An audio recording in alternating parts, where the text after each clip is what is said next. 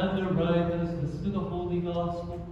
Peace be with all. And with your spirit. A reading of the Holy Gospel according to St. John. Glory be to you, O Lord. Glory be to you. Let us be attentive. At that time, Jesus wanted to go to Galilee, and he found Philip and said to him, "Follow me." Now Philip was from Bethsaida, the city of Andrew and Peter. Philip found Nathanael and said to him, "We have found him of whom Moses in the law and also the prophets wrote, Jesus of Nazareth, the son of Joseph." And Nathanael said to him, "Can anything good come out of Nazareth?" Philip said to him, "Come and see." Jesus saw Nathanael coming towards him, and he said of him, "Behold, an Israelite indeed, in whom there is no deceit." Nathanael said to him, "How do you know me?" Jesus answered and said to him, "Before Philip called you when you were under the fig tree, I saw you." Nathanael answered and said to him, "Rabbi, you are the Son of God, you are the King of Israel." Jesus answered and said to him, "Because I said to you, I saw you under the fig tree, do you believe? You will see greater things than these." And he said to him, "Most assuredly I say to you, hereafter you shall see heaven opened, and the angels of God ascending and descending upon the Son of Man." Glory be to you, O Lord. Glory be to you.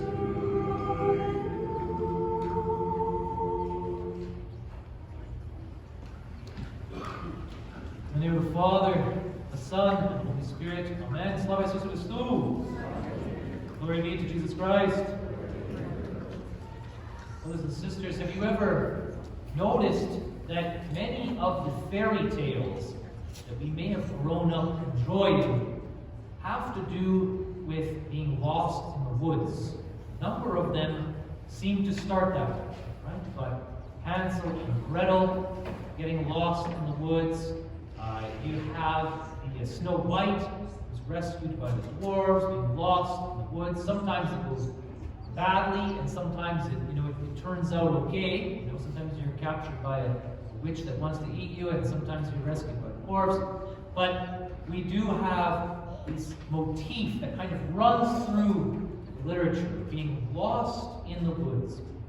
Well, it's interesting to note, there was a researcher, Dr. Jan Sulman, who wanted to sort of track these people, wanted to see sort of what the psychological effects and the sort of the location effects were with people who were lost, And he asked volunteers who were then given a GPS tracker, to keep on, and they were left without any sort of technology besides that tracker that they couldn't read, in a German forest and also in the Saharan desert.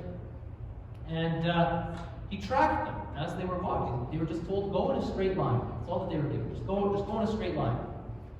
And it wasn't long before the sun was obscured, right, by clouds. And they didn't have anything to base their location on. Once that waypoint, once that anchor, however you want to sort of see it, that visual waypoint was removed, they didn't know where they were going. And it's actually fascinating to note, brothers and sisters, that it didn't seem to matter how long they traveled. Once the sun was obscured and they didn't have a bearing on where they were, it didn't matter how long they traveled. They typically didn't move more than 100 meters from their original location. So they walked in circles, in other words, without knowing they were walking in circles, and they were not making any progress. Well, brothers and sisters, today in our epistle, we hear about faith. And I would like to point out to you, I'd like you to see the connection today between that GPS locator or an anchor and our faith. Without our faith, brothers and sisters, we are like those people in the Sahara Desert or in the German forest, wandering, and we don't know which way is which. It's our faith that allows us to stay on the destination that we have been given. Faith is our anchor. What is faith? What is faith? Well, as we read in the scriptures, in the letter to the Hebrews a little bit earlier than our reading today, faith is the substance of things hoped for, the evidence of things not seen. That's sort of the biblical definition of it. But we can see faith in two senses. We can see faith as trust in the Lord, trust in the Lord. And we can see faith in our belief. What is it that we believe? Both, brothers and sisters, both of those aspects of faith are our anchor in this world.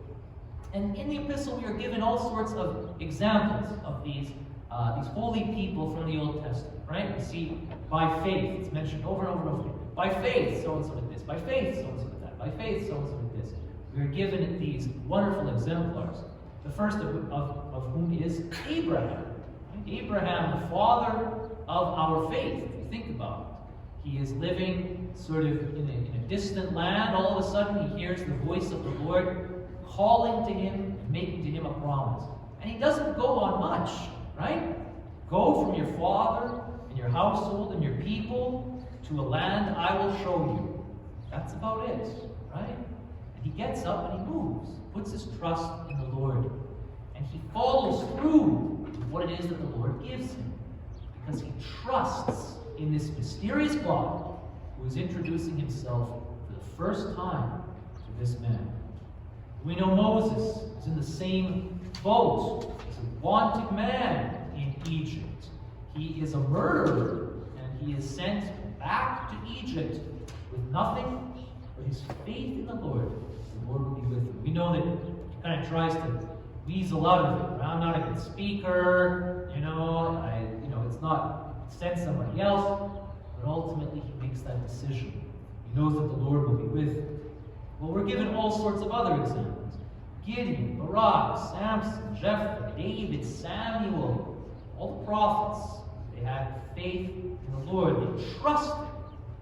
And yet all these people, brothers and sisters, from the Old Covenant, from the Old Testament, have not seen what we have seen. They did not receive what we received. And that's the way that the epistle ends. And yet all of these people were not made perfect without us. Why is that? They were all awaiting the promise. They were awaiting the fulfillment. We are the ones who have been privileged enough, brothers and sisters, to see the Lord's incarnation, to see God himself become a baby and a man, and dwell among us, and to be crucified and die, and in fact conquer death, to rise above death, to stand back up on his feet, literally, that's what resurrection means, and to show us that even death cannot hold us back. This is who we hope in, brothers and sisters. This is the fullness of the faith that we have been given. And today, as we celebrate the first Sunday of Lent, it's the Sunday of Orthodoxy. It's the Sunday where we take pride in the fact that we are Orthodox Christians, Christians of the right belief, that the Lord has gifted us the tremendous gift of having that anchor, having that GPS locator to let us know where it is that we are supposed to be headed. There's tremendous suffering in this world. I know there's tremendous suffering in Ukraine, as you know. I have no idea how people without that spiritual GPS, without that faith, can possibly make sense of this situation, of any situation. It just does not compute. We have a direction. We know there is pain. We know there is suffering. We have faith that in some mysterious way that we don't understand. I don't get it, but I have the faith that the Lord will find some way to turn good even out of this situation, as we are promised, the Lord can work good for all of those, everything to the good, for those who love Him. And so if the Lord is all powerful, and if He is all good, and all that He is, every situation, including the one that we are in now, can be used unto the good somehow in the Lord's mysterious providence. And we have the example, the best example, of course, is the cross of that, brothers and sisters. The cross is what shows us that par excellence. And so this is the faith we hold. We rejoice today in the right belief that the Lord has found us, that we have been given this incredible faith as a way forward. It's interesting to note, maybe some of you have read this incredible book, Viktor Frankl's book, Man's Search for Meaning. Viktor Frankl spent time at Auschwitz. He was a psychiatrist. He was trying to write a book, and in the lineup into having all of his possessions taken away, they took away his manuscript for his book. He didn't have a chance to write it until he escaped afterwards. But he recounts what it was like living in that camp. And he said that there would be people who would lay down on their beds and refuse to move. They would get to the point where they would simply give up. And they wouldn't do anything. They would just lay down on their beds and leave it. Leave life, essentially. He knew that once that happened, their death would be quick. And he had said that he could apply this symptom as a doctor to the world. He talked about an epistemological vacuum. In other words, people live their lives with a lack of meaning. They had no idea what it was all about. One disjointed scene attached to another just disjointed scene, and that's what made up their lives. They didn't know why they were here, what they were doing, what the point of life was. And his whole practice from that then on in was about returning that meaning to people's lives. And this, brothers and sisters, is what something that we can rejoice in, because we have found that meaning. Or in other words, better way of putting it, He has found us first. The Lord has shown us, right? The gospel, come and see. Come and see. Well, we have come and seen. We have been found by the Lord. He has given us that anchor. And so, brothers and sisters, today is the Sunday that we celebrate. We remember the true faith, and we are grateful for the Lord for introducing Himself to us. And the other side of that is that we take responsibility to pray for and to lead in the right direction those who have renounced the faith or fallen away from the faith. Those of us who have not even had the gospel introduced to them. What does it look like, practically speaking? Just 2 points, brothers and sisters. Number one, we mentioned a lot of people in the Epistle, in the Old Testament, but we did not mention the number one prime example of who it is that we can turn to as an example of faith. And that's the Most Holy Theotokos, Mary, our mother. The woman received the message from an angel that she would give birth to the Lord, who knew that she was going to enter into a tremendously difficult situation.